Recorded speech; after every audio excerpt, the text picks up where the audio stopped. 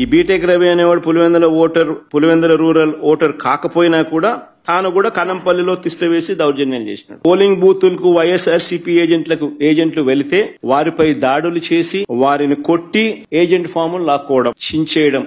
ఇది 100% ప్రజా విజయం.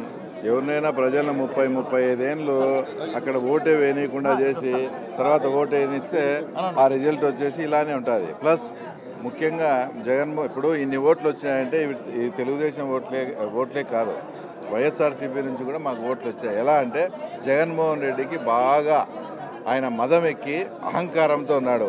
అతను ఆకాశం నుంచి కిందికి దించాలంటే మేము బుద్ధి చెప్తాం, మీ ప్రొసీజర్లో మీరు వెళ్ళండి, మేము మీకు 100% సహకరిస్తాం. ఎందుకంటే మాకు ఇవ్వాల్సిన బిల్లులు కూడా ఇవ్వకుండా కమిషన్లకు కక్కుర్తిపడి మెడికల్ కాలేజీలకు మిథున్ రెడ్డి వాళ్ళకి ఇచ్చాడు.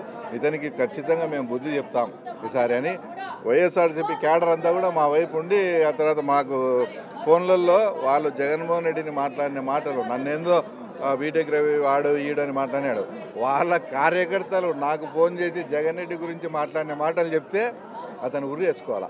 ఈ జగన్మోహన్ రెడ్డి ఇప్పుడు ఏంది లేకుండానే రఫా అని ఇదని భయభ్రాంతులను గురి చేస్తా అంటే నాయన వీని దరిద్రము ఇప్పుడే ఏదో మన్నంటే విదిలించుకున్నామో మళ్ళా తగులుకుంటాడేమో అనే ఒక భయంతో ప్రజలంతా వచ్చి ఎన్డీఏకి ఓట్లు వేయడం జరిగింది.